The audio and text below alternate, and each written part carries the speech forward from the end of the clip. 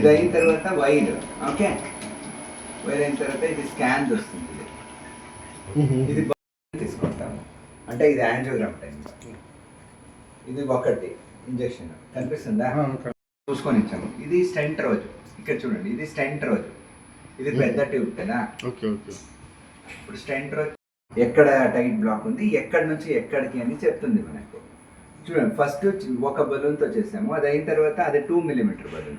ఇది మనకేమనేది మనకు చూడడానికి అది 2.5 2.7 అంటారు. అంటే అల్ట్రాసౌండ్ అన్నమాట. అంటే రక్తనాళం లోపల వెళ్ళి రక్తనాళం ఎంత పెద్ద, మళ్ళీ ఇంక ఇవ్వలేదు మనము, మళ్ళీ అదే చేసాము. ఇది కనిపిస్తుందా, అది చేసి అది సరిగా లేదు అని తెలిసినప్పుడు మళ్ళీ బలూన్ చేసుకున్నాం. మనకు స్టెంట్లో మోస్ట్ ఇంపార్టెంట్ ఏమంటే అది రక్తనాళానికి స్టెంట్ ఎలా నీట్గా కూర్చుందని కనపడుతుంది. బేసికలీ ఇది మెయిన్. అలాంటిదే ఇంకోటి దాంట్లో అయితే 2 సార్లు ఇంజెక్షన్. సో కిడ్నీ ఫెయిల్యూర్ అవ్వకుండా ఉంటుంది.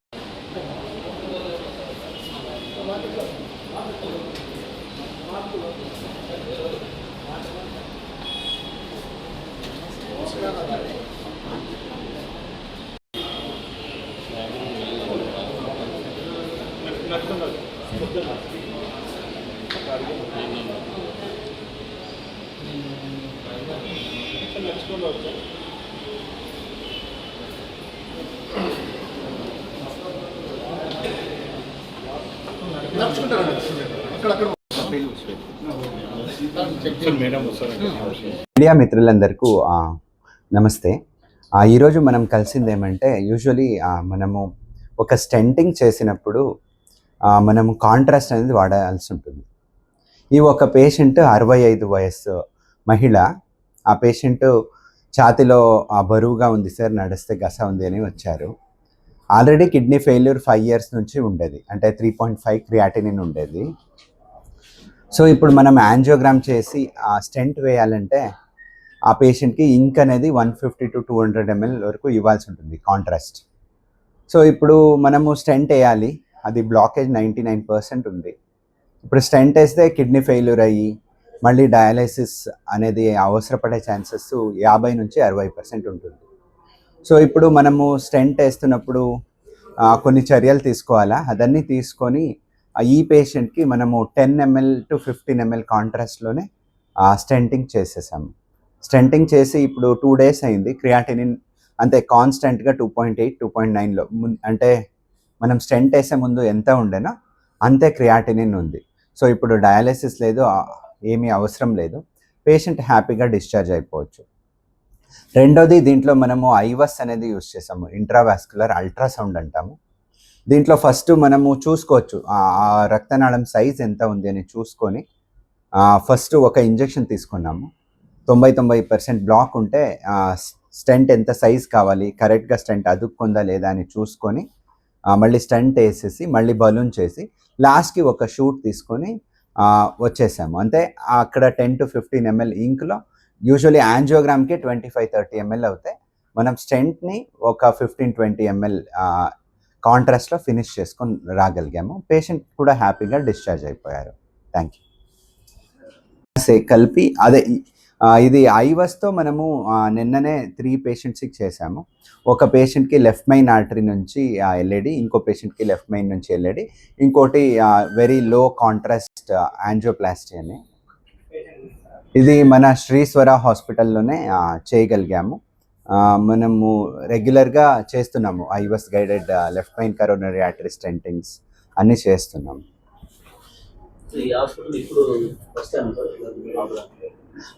ఇక్కడ ఇదే ఫస్ట్ టైం మనము ఇలాంటిది చేసినది. దీనికి ముందు మనం నార్మలీ స్టెంట్ వేసేవాళ్ళు. ఈ టైము పేషెంట్ అన్ని కండిషన్ చూసుకొని జాగ్రత్తగా విత్ ఐవస్ చేసుకున్నాం. ఫస్ట్ టైమే చేసినది. అందుబాటులో ఉన్నాయి, ఇక్కడే అందుబాటులో ఉన్నాయి. ఇప్పుడును అట్ ప్రెసెంట్ ఇక్కడ 2 పేషెంట్ ఉన్నారు. ఇద్దరును లెఫ్ట్ మెయిన్ ఆర్టరీ బ్లాకేజ్ ఉండేది. ఇద్దరు సర్వైవ్ అయ్యగలిగారు. ఒక పేషెంట్ కంటూ మెయిన్ రక్తనాళం బ్లాకేజ్ 90%, ఇంకోటి 100%, ఇంకోటి 90, ఇంకొకటి 90 ఉంటే, గుండె బడిత కూడా 35-36 ఉంటే, వెంటిలేటర్ పైన పెట్టుకొని స్టెంట్ వేసాము. ఇప్పుడు వెంటిలేటర్ తీసేసాము. కొంచెం ఇన్ఫెక్షన్ ఉంటే హీస్ డూయింగ్ వెల్. ఫ్యూచర్లో దీనివల్ల ఎటువంటి పేషెంట్కి ఎటువంటి ఇబ్బంది కలగదా? అది కాంట్రాస్ట్ యూజువలీ వితిన్ 48 అవర్స్లో కాంట్రాస్ట్ ఇండ్యూస్డ్ నెఫ్రోపతి అంటే కిడ్నీ ఫెయిల్యూర్ వచ్చే ఛాన్సెస్ ఉంటుంది. ఈ పేషెంట్కి 48 అవర్స్ అవుతే కూడా ఏ రకమైన కిడ్నీ ప్రాబ్లం రాలేదు. ప్లస్ అది ఐవాస్ గైడెడ్ వల్ల మనకు స్టెంట్ ఎలా కూర్చుంది అని తెలుస్తుంది. దానివల్ల మళ్ళీ స్టెంట్ బ్లాకేజ్ అనే ఛాన్సెస్ ఉండదు, చాలా తక్కువ ఛాన్సెస్ ఉంటుంది. యూజువలీ ఐవాస్ ఇవన్నీ అల్ట్రాసౌండ్ అంటాం కదా, స్టెంట్ ఎలా కూర్చుంది అని తెలిసినప్పుడు మళ్ళీ స్టెంట్ మూసుకునే ఛాన్సెస్ చాలా చాలా తక్కువ ఉంటాయి. మీరు విన్నుంటారు, స్టెంట్ అయ్యింది మళ్ళీ ఇమీడియట్గా మూసుకోండి వితిన్ 10 days 20 days 1 month అని. దీనివల్ల అలాంటిది మూసుకునే ఛాన్సెస్ తక్కువ అవుతుంది. ప్లస్ ఇంకొకటి ఏమంటే కాంప్లెక్స్ స్టెంట్స్ ఉంటాయి, అంటే లెఫ్ట్ మెయిన్ రక్తనాళం బ్లాక్ ఉంటుంది, బైపాస్ అవసరం ఉంటుంది. లెఫ్ట్ మెయిన్తో పాటు ఇంకో మెయిన్ రక్తనాళం బ్లాక్ ఉంటుంది. అలాంటి టైంలో మనము ఇది చేసుకునే వల్ల మనకు అది సైజ్ ఎంత ఉంది రక్తనాళము అంటే మనకు చూసినప్పుడు అది 3 millimeter అనిపిస్తుంది. మనం అన్నీ చేసినప్పుడు అది 5 millimeter 5.5 millimeter రక్తనాళం ఉంటుంది. ఇదన్నీ చూసుకొని కరెక్ట్గా చేసుకునే వల్ల స్టెంట్ బ్లాకేజ్ అనేది ఛాన్సెస్ చాలా తక్కువ ఉంటాయి.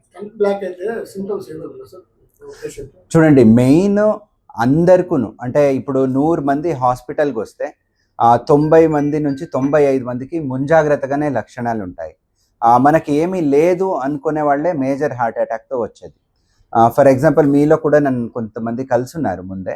వాళ్ళకు వచ్చినప్పుడని నేను ఒకటే చెప్తా, ఎప్పుడైనా ఛాతీలో బరువు, ఛాతీలో మంట, థ్రోట్ పెయిన్, జా పెయిన్ ఇదన్నీ బరువుగా, ఇది మంటగా, ఇది హెవీగా అనిపిస్తే అది హార్ట్ అనే అనుకోవాలి. హార్ట్ కాదు, మీరు ఈసీజీ చేసాము నార్మల్ ఉంది అంటే కూడా మళ్ళీ వెయిట్ చేసే చూపించుకోవాలి. ప్లస్ నడిచినప్పుడు ఆయాసము, నడిచినప్పుడు ఛాతీలో బరువు, మంట, భుజాల నొప్పి, వీపు సంధిలో నొప్పి, చేతుల్లో నొప్పి వస్తే ఎప్పుడూ గ్యాస్ట్రైటిస్ ఇది ఏది లేదు, ఇదేమీ లేదు అనుకునే వాళ్ళకే మేజర్ హార్ట్ అటాక్ వచ్చి హాస్పిటల్కి వస్తారు. ఇప్పుడు నేను చెప్పిన 3-4 మీకు పేషెంట్స్ చెప్పాను కదా, దాంట్లో ఇద్దరికి హార్ట్ అటాక్ అవ్వలేదు. ఇద్దరును ఒక్కరు ఇక్కడ నుంచి ఇలా మంట వచ్చింది సార్ అన్నారు, ఇంకొకటి షుగర్ ఉంది సార్, నాకు నడిస్తే నాకు గస వస్తుంది, నాకు ఒకలా బరువుగా ఉంది అని చెప్పారు. సో అది కామన్ సిమ్టమ్స్. జనాల్లో దాన్ని గ్యాస్ట్రైటిస్ అనుకునేది, ఆ గ్యాస్ట్రైటిస్ అనుకొని చూసుకునేది అది చేస్తారు వల్ల మేజర్ హార్ట్ అటాక్ వచ్చి బీపీ తగ్గి అప్పుడు ప్రాణాపాయం అయ్యే రిస్క్ ఉంటుంది. సో ముందే తెలుసుంటుంది, చాలామందికి ముందే తెలుసుంటుంది. చాలామంది ఇగ్నోర్ చేస్తుంటారు, నాకు ఇదేం లేదు గ్యాస్ట్రైటిస్, ఏం లేదులే, నాకేం లేదు, నాకేం అవ్వదు అని అనుకుంటారు. అది హార్ట్ వచ్చినప్పుడు సడన్గా వాళ్ళకి ప్రమాదం అవుతుంది, సడన్గా పడిపోతారు. కింద ఒక పేషెంట్ ఉన్నారు, హార్ట్ బీట్ నార్మలే ఉండే పేషెంట్, నార్మల్గా వచ్చాడు. నా రూమ్ నుంచి నేను క్యాజువాలిటీలో వెళ్ళి ట్యాబ్లెట్ తీసుకోండి అన్నాను, అక్కడ వెళ్ళి పడిపోయాడు. నేను పరిగెత్తుకొని వెళ్ళి కరెంట్ షాక్ ఇస్తే ఆయన లేచాడు. అదే ఆయన హాస్పిటల్లో పడే బదులు ఇంటి దగ్గరనో జస్ట్ హాస్పిటల్ బయట పడిపోయి ఉంటే కూడా 5 నిమిషాలు అయి ఉండేది, వచ్చి కరెంట్ షాక్ ఇచ్చే లోపల అంత లోపల ప్రాణాపాయం అవుతాయి. సో ఛాతీలో ప్రెస్ చేసేది ఒక్కటే కాదు, ఇంపార్టెంట్ కూడా మనం ప్రెస్ చేయాలి, అది కరెక్ట్. సడన్గా పడిపోయే వాళ్ళు యూజువల్గా వెంట్రిక్యులర్ టాకికార్డియా అనేది అవుతుంది, హార్ట్ అటాక్ ఉండేవాళ్ళు. దానివల్లే ప్రాణాపాయం అవుతుంది. అప్పుడు ముందు కరెంట్ షాక్ ఇవ్వాలి, లేదా గుండె బడిత చూసి తక్కువ ఉంటే ఇంజెక్షన్ ఇవ్వాల్సి ఉంటుంది. యాక్చువల్గా అంటే మేజర్ సిటీస్కి పరిమితమైంది, అనంతపురం తీసుకొచ్చారా కొత్తది ఐఓఎస్ ఉన్నారు మీరు? ఇది తీసుకొచ్చాము సార్. దాదాపు దీని ఖర్చు ఎంత అవుతుంది సార్? అంటే అంటే బయట చేసుకుంటే 2 lakhs అంటే ఓన్లీ ఐఓఎస్ ప్రొసీజర్కి 1.5 to 2 lakhs అవుతుంది. మనకు 90,000కి వచ్చింది అది ఇన్స్ట్రుమెంట్, మేము 90,000కే చేసాం. స్టెంట్ అన్ని వదిలేసి ఆ ఇన్స్ట్రుమెంట్ అనేది మనకు 89,000కి వచ్చింది, మేము 90,000కే చేసాం. అంటే ఏమీ తీసుకోలేదు మేము దానికి ఎక్స్ట్రా ఛార్జెస్.